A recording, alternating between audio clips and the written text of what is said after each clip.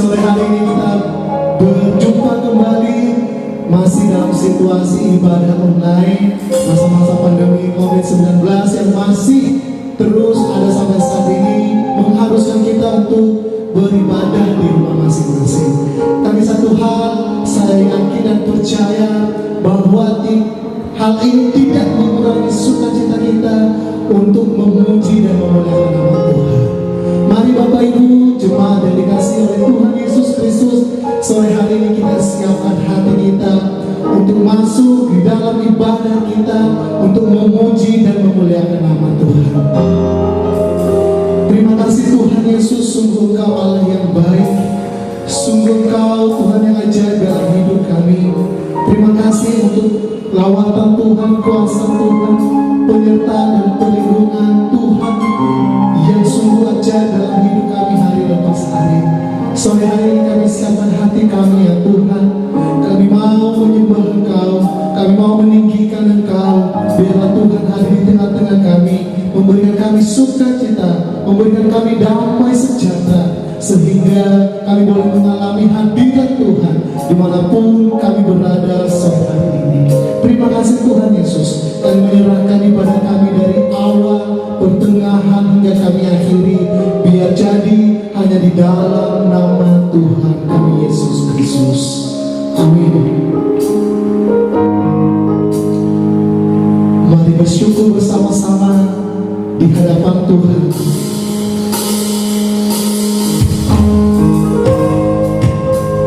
Sungguh Tuhan banyak perbuatan yang ajaib dalam hidup kami, rancangan-rancangan yang indah yang Kau sediakan bagi setiap kami ya Tuhan.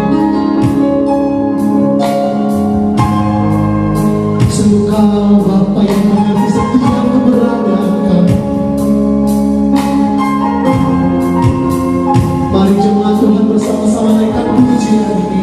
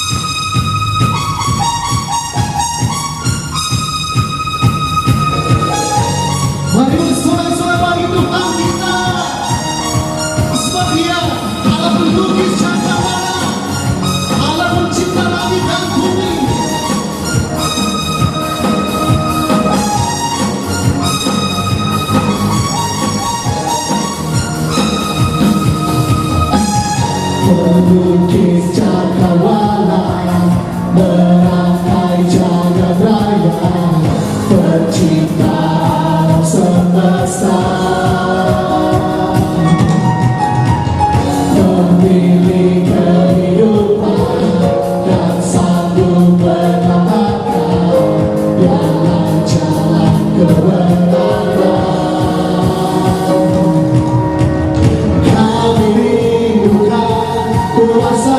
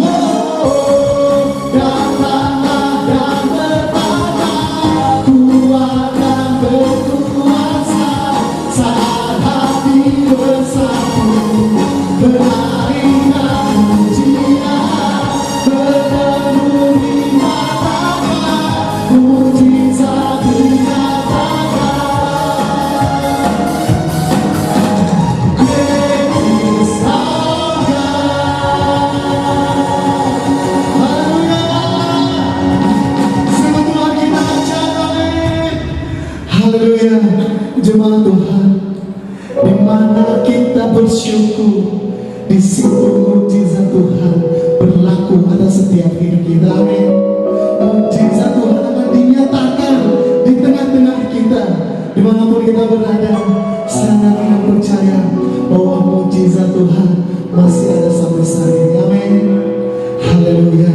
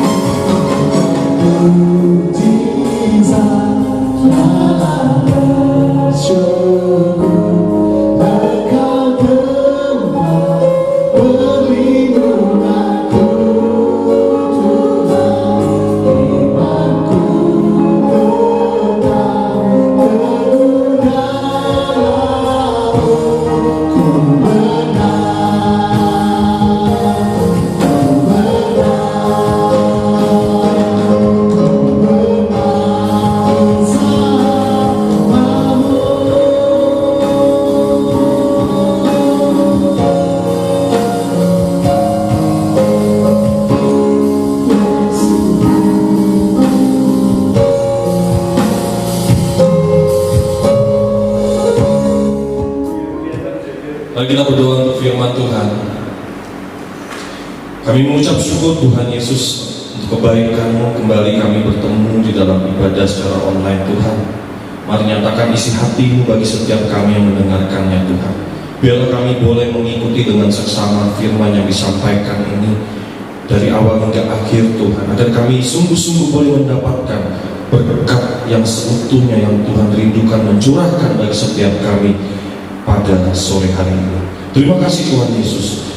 Kami serahkan Tuhan kebenaran firman Tuhan ini. Dalam nama Tuhan Yesus kami berdoa. Haleluya. Amin. Shalom Bapak Ibu yang terkasih dalam nama Tuhan Yesus. Bapak Ibu, saya rindu hari ini membagikan mengenai iman Bapak Ibu.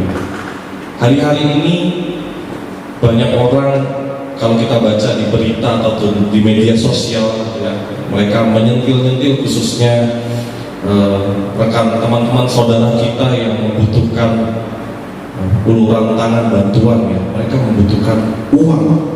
Kenyataan hingga detik ini banyak orang yang membutuhkan bantuan uang ya. Tapi saya katakan bahwa kita sebagai orang percaya tetap kita harus berpegang pada satu hal yang paling penting, yaitu iman. Karena iman adalah pegangan hidup kita sebagai orang-orang percaya yang tidak boleh tergoyahkan sampai Tuhan memanggil kita semua Bapak Ibu.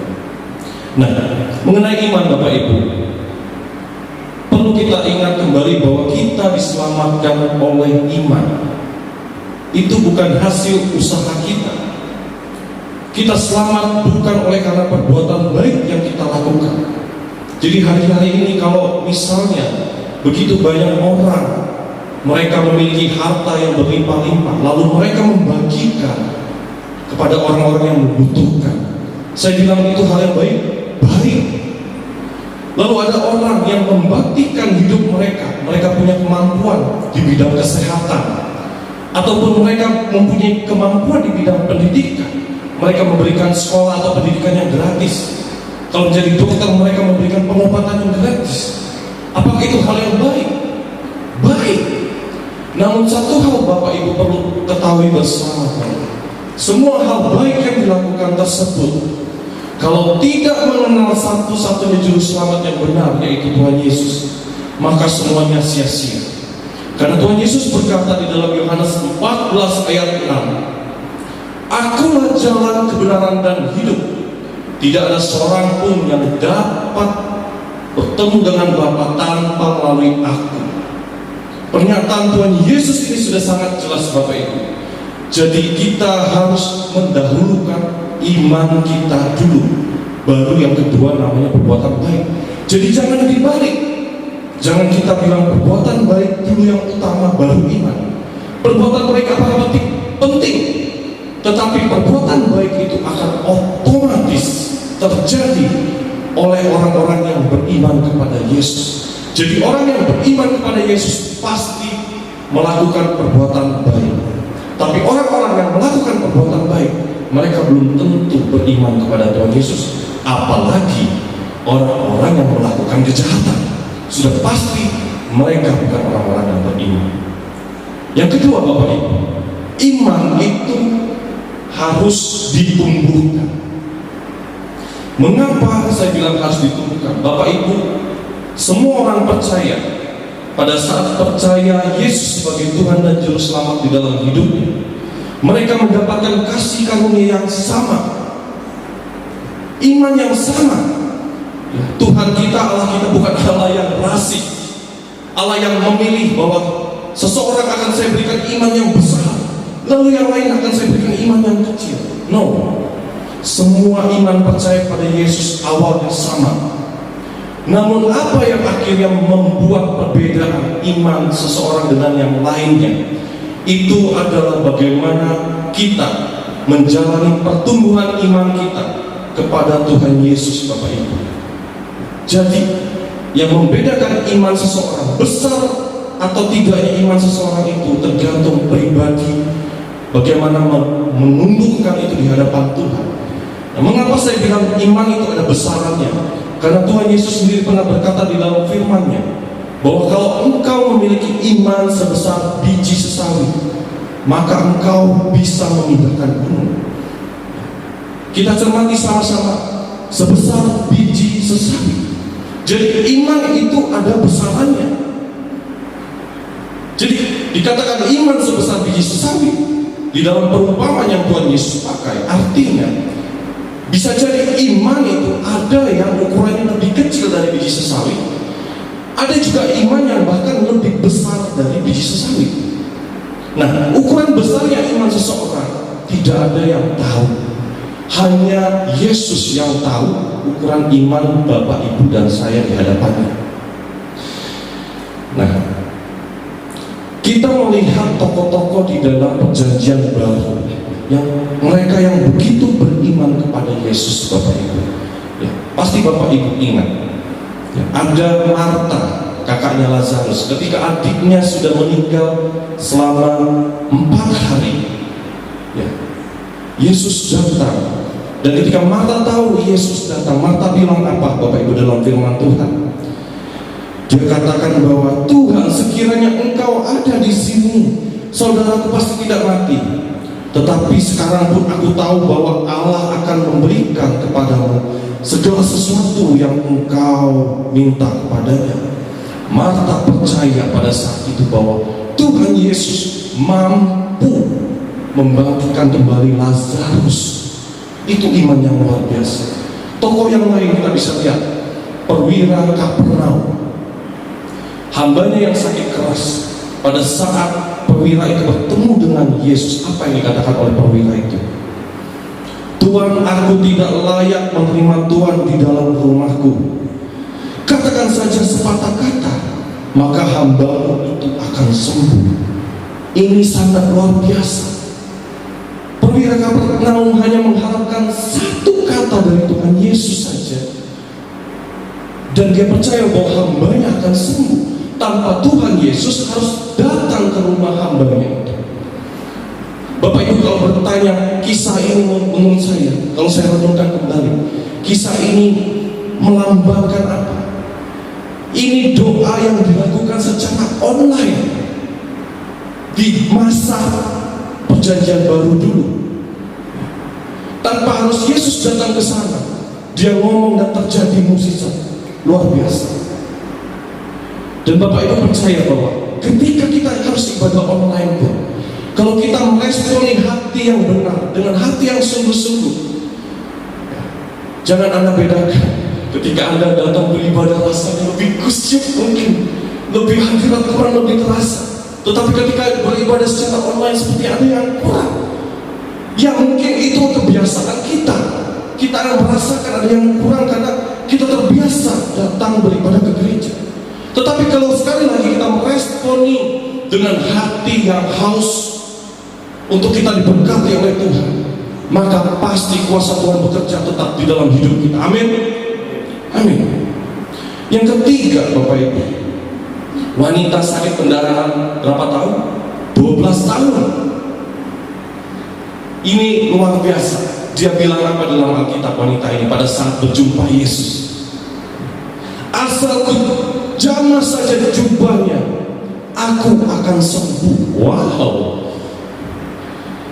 Dia yang menjamah jubah Yesus, dan Yesus tahu, meskipun wanita itu nggak ngomong kuat-kuat, nggak usah teriak-teriak pun, Yesus tahu isi hati wanita tersebut. Dan Tuhan Yesus mengaminkan perkataan wanita itu, dan terjadi kesembuhan wanita tersebut. Itu tokoh-tokoh yang luar biasa di dalam perjanjian baru. Mereka beriman kepada Yesus dengan luar biasa. Tapi ada juga ternyata muridnya yang sudah ikut dia beberapa lama. Pada saat Tuhan Yesus bangkit dari kematian, menghampiri mereka, muridnya meragukan dia. Bapak Ibu pasti tahu murid itu siapa? Thomas. Thomas meragukan. Thomas berkata, sebelum aku melihat bekas paku pada tangannya, dan sebelum aku mencucukkan jariku ke dalam bekas paku itu, dan mencucukkan tanganku ke dalam lambungnya, sekali-sekali aku tidak akan percaya. Jadi ada kisah orang yang imannya percaya sungguh-sungguh dengan Yesus, tapi ada juga orang yang meskipun sudah ikut bersama-sama dengan Tuhan, tapi masih meragukan imannya kepada Tuhan. ini zaman di mana orang masih bisa bertemu dengan Tuhan Yesus secara langsung, Bapak Ibu. Nah, bagaimana dengan zaman sekarang kira-kira? Zaman di mana Tuhan Yesus sudah naik ke surga. Yang ada di dunia ini sekarang adalah siapa? Ya, hadirat, yaitu Roh Kudus yang ada di zaman sekarang bersama-sama dengan kita, Bapak Ibu. Ujiannya kadang-kadang seperti ini, Bapak Ibu. Roh Kudus, ya, Yesus, ya, Allah Bapa itu nunggu di gereja. Dia menanti-nantikan kita datang untuk beribadah. Tapi suatu hari tiba-tiba hujan, akhirnya tidak jadi beribadah. Kurang lebih di zaman sekarang seperti itu. Yang kedua, lagi asik melayani pembeli, pelanggan, belanja banyak, puji Tuhan diberkati. Namun ketika jamnya ibadah ternyata kelewatan, lupa, saking sibuknya, akhirnya meninggalkan ibadah. Yang ketiga, Bapak Ibu, pada saat ini seperti saat ini, kita mengikuti ibadah secara online bersama-sama. Tuhan Yesus menunggu kita nggak? Menantikan kita nggak untuk datang ibadah secara online? Ya, menantikan. Dia menunggu kita. Dia melihat kita siapa orang-orang yang mau beribadah kepadanya. Dan ternyata Bapak Ibu, meskipun ibadah online sudah ada, masih ada saja mereka yang tidak bahkan mengklik handphonenya untuk menonton ibadah secara online. Atau mereka nonton ibadah secara online, tapi karena sayang kuota, sayang habis kuotanya, di skip ya. Ibadahnya 30 menit, ya sudahlah, yang penting saya ibadah 5 menit ya, yang penting dapat intinya apa ya, seperti itu kurang lebih ya Bapak Ibu. Nah, itulah yang terjadi Bapak Ibu di hari-hari ini ya, ketika Yesus sudah tidak ada. Padahal Bapak Ibu, kalau Bapak Ibu sadari, pada saat kita mengacuhkan, mengabaikan Tuhan Yesus, sekali, dua kali, dan beberapa kali kita abaikan, pada saat itu juga Bapak Ibu, saya mau bilang, iman kita itu digerogoti itu seperti rayap makan kayu. Iman kita bukan semakin bertumbuh di hadapan Tuhan. Mungkin kita terlihat biasa-biasa saja, tetapi di alam roh sana iman kita sedang digerogoti. Yang terjadi apa? Iman kita itu semakin lama semakin menipis di hadapan Tuhan. Dan kalau dikatakan bahwa iman bisa bertumbuh, maka sebaliknya iman juga bisa melemah atau bahkan bisa mati. Jadi Bapak Ibu harus berhati-hati ya. Nah, Bapak Ibu, ujian iman yang terjadi pada saat ini Bapak Ibu ya, ujian iman itu terjadi bukan pada saat kejadian kita baik-baik saja. Saat dimana kita tidak bisa datang beribadah ke gereja, itu menjadi ujian kita semua, saya bilang, kita semua. Nah, di dalam Alkitab, kisah perjanjian lama yaitu hidup Yusuf, dia mengalami ujian iman yang luar biasa ya. Seolah penderitaan itu tidak henti-henti datang di dalam hidup dia. Pertama, Bapak Ibu pasti ingat kisahnya ya. Dia dibuang ke sumur. Setelah dibuang, dia diapain? Diangkat dulu lah ya, diangkat dulu baru dijual, nggak langsung dijual. Soalnya kalau jual di bawah sumur nggak bisa ya. Habis dibuang ya diangkat dulu lalu dijual. Setelah dijual, dia diapain? Dia difitnah, benar nggak? Difitnah oleh siapa? Istrinya Potifar. Setelah difitnah, dia masuk penjara. Dia menerjemahkan mimpi, juru minum dan juru roti. Mimpinya top nggak? Tepat, dapat pewahyuan dari Tuhan kok ya. Tapi kenyataannya juru minum yang lepas, yang bebas, yang malah naik pangkat, melupakan dia. Ibaratnya si Yusuf kena tipu. Tapi tetap yang namanya Tuhan, kalau dia izinkan pencobaan itu terjadi di dalam hidup Yusuf, Tuhan akan bawa dia ke level yang lebih tinggi. Dan terbukti Yusuf menjadi penguasa setelah nomor 2 setelah Firaun, luar biasa. Dan ujian itu tidak berhenti sampai di situ loh. Setelah dia sudah diangkat sama Tuhan, ingat, ada ujian lain nggak? Ada. Ujian saat dimana saudara-saudaranya datang minta makanan, bahan makanan. Apa yang harus dilakukan Yusuf? Dia harus mengampuni. Jadi kisah Yusuf ini luar biasa, bertubi-tubi sampai betul-betul Tuhan proses hidup atau hatinya Yusuf itu dengan luar biasa. Bapak Ibu sadar nggak sadar, kadang-kadang kita pun sama di dunia ini sekarang. Kita kadang-kadang ketemu sama orang yang kita nggak suka, cara ngomongnya, ya kan, cara berperilakunya. Tapi Bapak Ibu pernah sadar nggak mengapa Tuhan izinkan orang-orang itu ada di tengah Bapak Ibu? Itu pertanyaannya. Karena apa? Karena Tuhan mau memproses hidup Anda. Sama, Dia mau membawa hidup Anda naik ke level yang lebih tinggi. Dan Bapak Ibu Saudaraku, kita harus sama-sama bersyukur kalau Tuhan hingga saat ini mengizinkan problem, masalah itu terjadi, ujian itu terjadi di dalam hidup kita.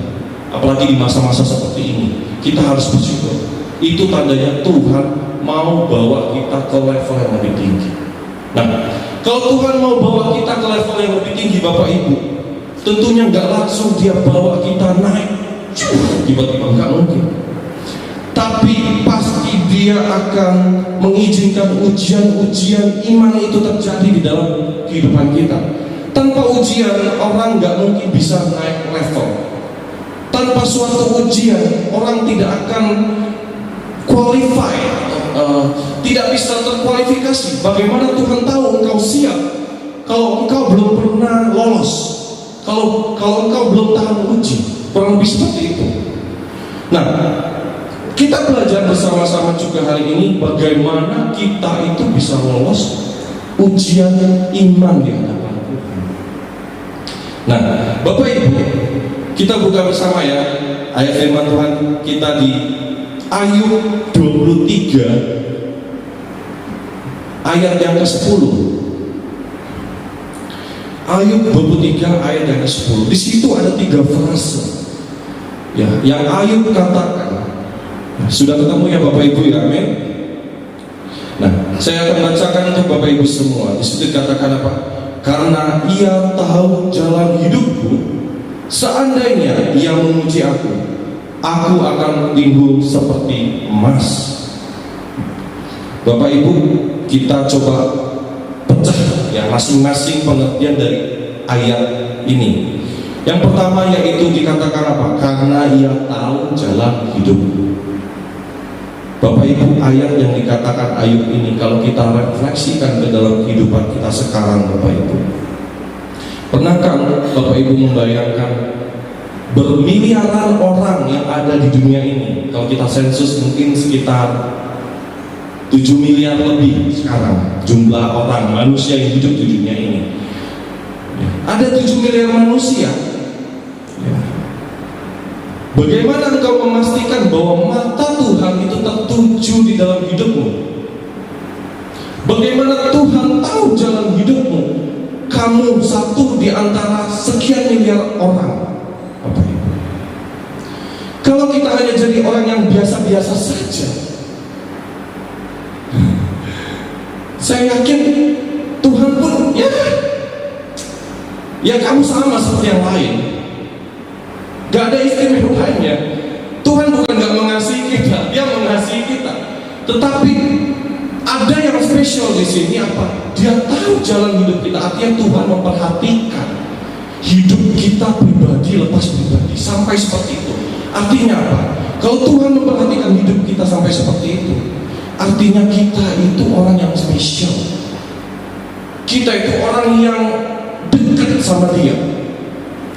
Di Mazmur 34 ayat 19 dikatakan Tuhan itu dekat kepada orang-orang yang patah hati dan Ia menyelamatkan orang-orang yang remuk jiwanya. Tuhan itu dekat kepada orang-orang yang patah hati. Patah hati di sini Bapak Ibu bukan berbicara tentang asmara, sejoli, anak muda, bukan. yang ketika mereka menjalin hubungan lalu putus di tengah jalan, lalu mereka patah hati. Bukan Bapak Ibu, patah hati di sini di dalam pengertian aslinya adalah broken heart. Broken heart itu berbicara apa, Bapak Ibu? Berbicara mengenai hati yang hancur, hati yang begitu memohon belas kasihan Tuhan, hati yang begitu memohon kemurahan Tuhan di dalam kehidupannya setiap hari, hati yang tidak bisa melewati hari esok kalau tidak sungguh-sungguh datang mencari Tuhan dahulu. Itu hati yang hancur. Dan Tuhan suka atau dekat dengan orang-orang yang demikian. Mengapa?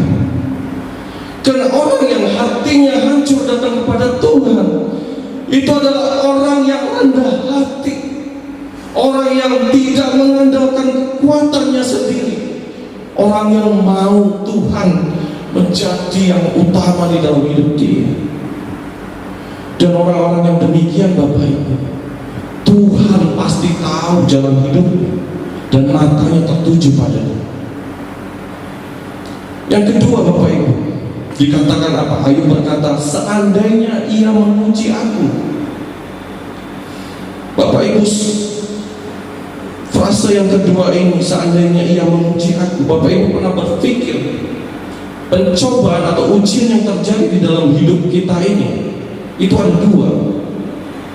Ujian yang terjadi oleh karena izin Tuhan, tapi ada ujian yang terjadi karena manusianya sendiri. Bisa jadi kita sendiri atau orang lain. Kalau ujian itu yang diizinkan oleh Tuhan terjadi, Bapak Ibu, dalam hidup kita, ya contohnya adalah ujian-ujian yang di luar kendali kita. Misalnya sakit atau usaha bangkrut tiba-tiba, tadinya jaya dalam waktu sebentar bisa lenyap habis.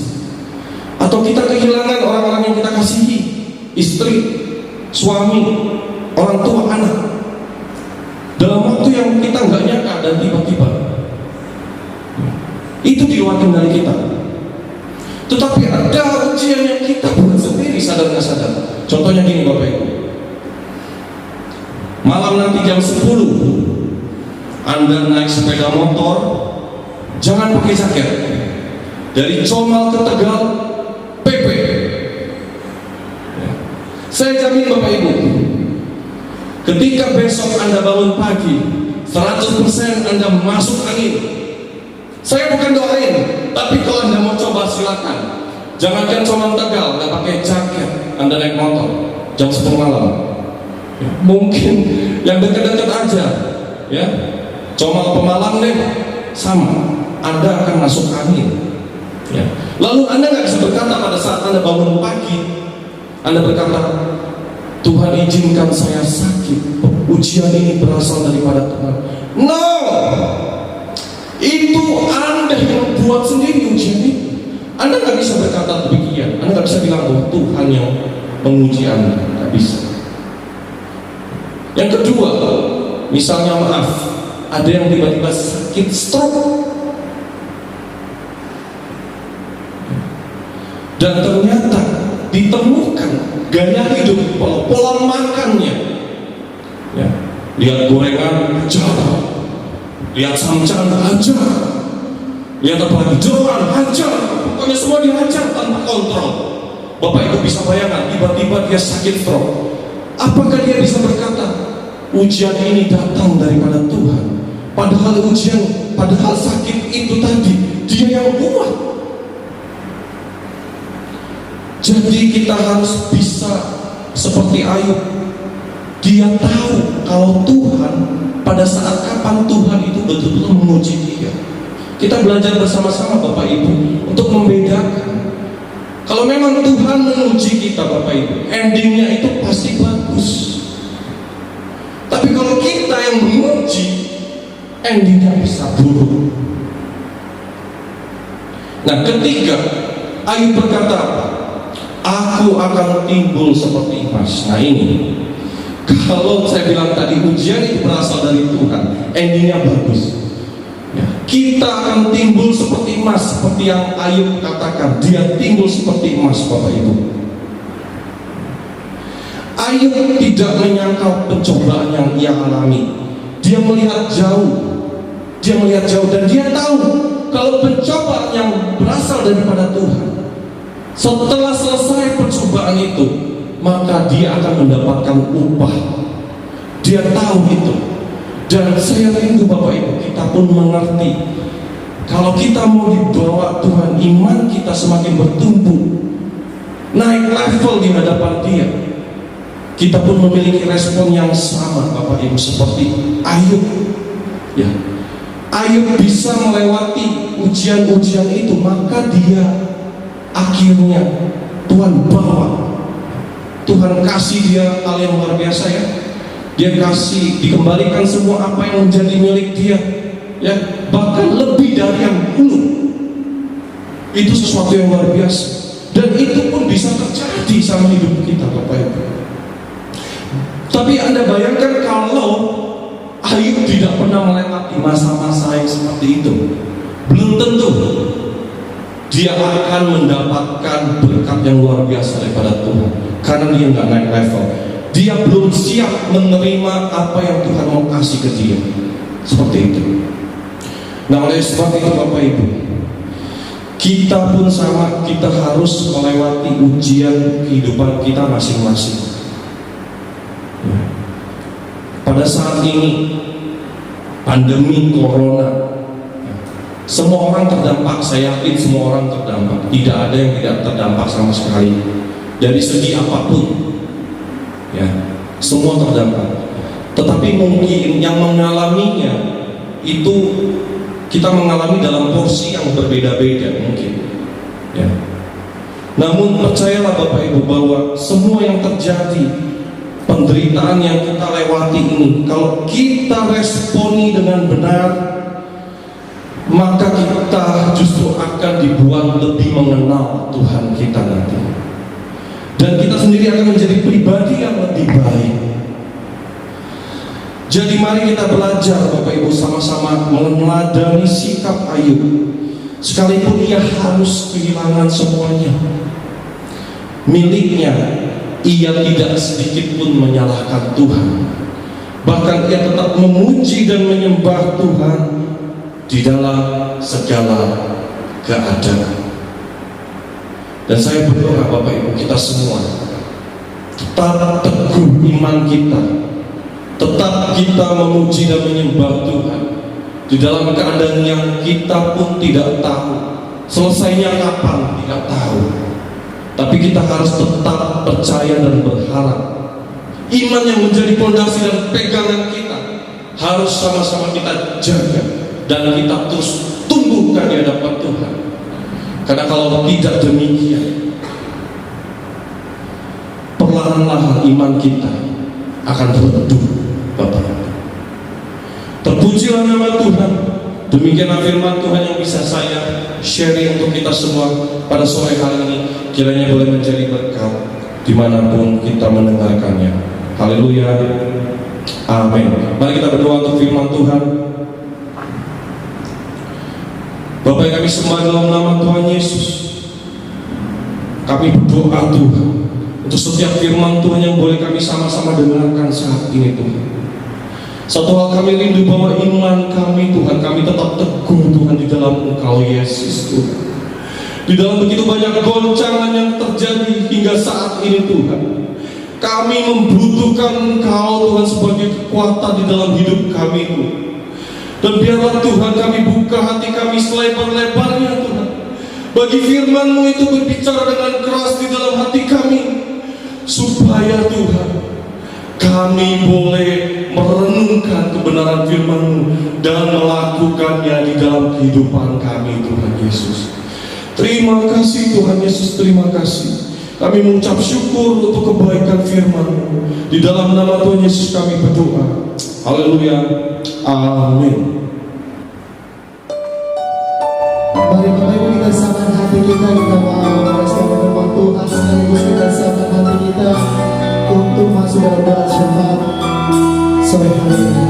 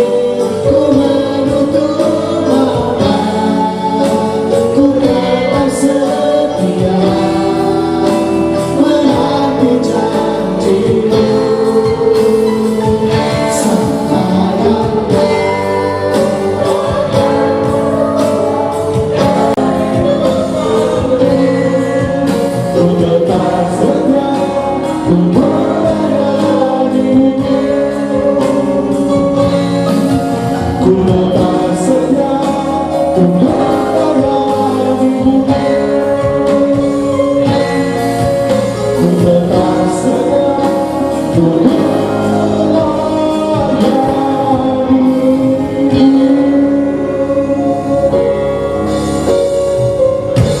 kami bersyukur Tuhan Yesus atas penyertaan-Mu bagi ibadah kami Tuhan, dari awal tengah hingga akhir ya Tuhan. Kami mengucap syukur untuk kebaikan-Mu Tuhan. Kami boleh menikmati hadirat-Mu, kami boleh memuji menyembah Engkau, dan kami juga boleh mendengarkan kebenaran akan firman-Mu Tuhan. Tuhan, di saatnya kami berdoa Tuhan. Kami rindu membawa bangsa kami Indonesia ke dalam tangan Tuhan. Kami berdoa Tuhan untuk pemimpin negara kami, Bapak Presiden dan Wakil Presiden Tuhan, beserta dengan jajaran para menteri Tuhan. Kami berdoa Tuhan, mereka bekerja keras saat ini Tuhan. Mungkin kami tidak tahu Tuhan berapa besar beban yang mereka harus pikul saat ini Tuhan, tugas negara yang mereka harus emban Tuhan. Namun satu hal kami berdoa saat ini, kami mendukung mereka Tuhan. Kami berdoa di dalam nama Tuhan Yesus. Tuhan Yesus senantiasa memberikan kekuatan bagi setiap mereka Tuhan, menopang Presiden, Wakil Tuhan beserta menteri-menterinya Tuhan. Untuk Tuhan, di tengah bangsa kami mengalami pandemi corona ini Tuhan, kami tahu di tengah bangsa kami begitu sibuk Tuhan untuk memulihkan Tuhan keadaan ekonomi, juga keadaan kesehatan Tuhan.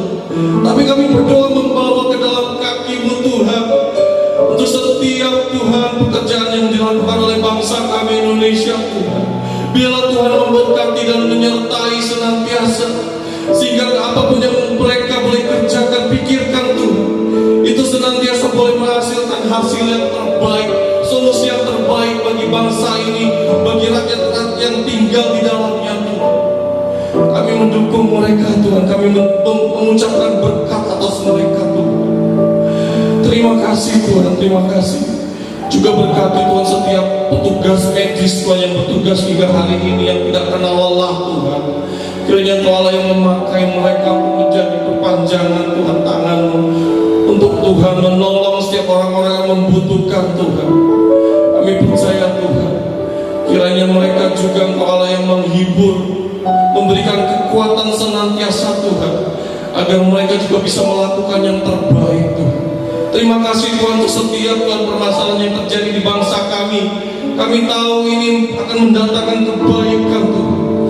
Kami mungkin saat ini bingung, kami gak tahu Tuhan, tapi kami mau katakan kami percaya bahwa Tuhan punya jalan yang baik.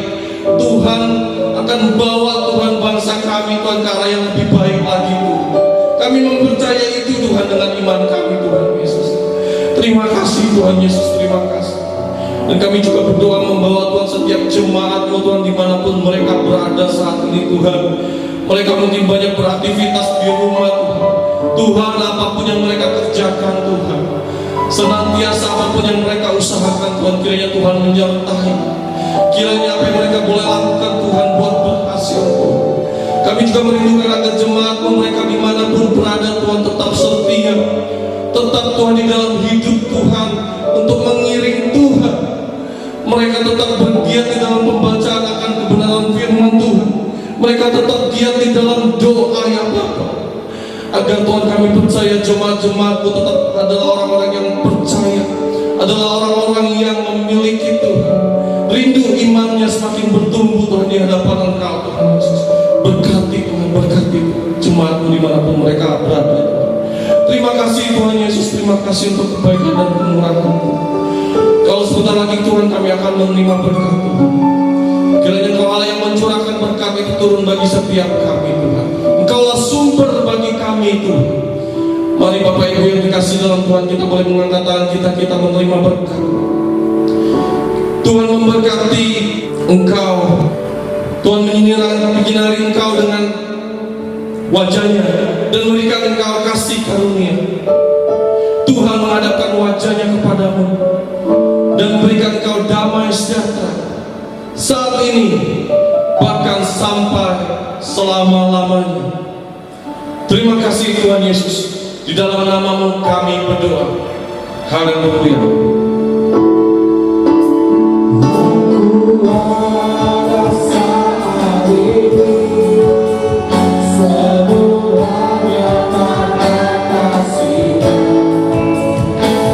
Aku hidup hari ini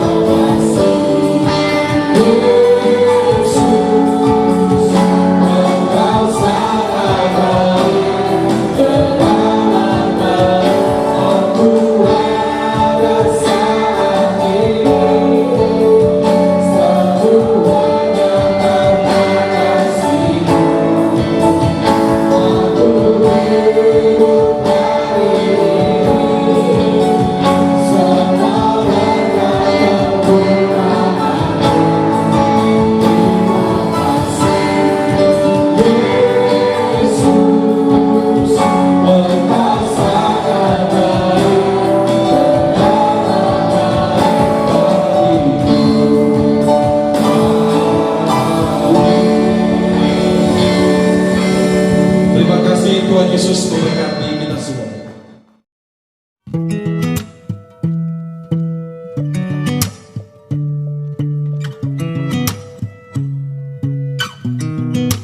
I sound really fine 아무렇지 않은 척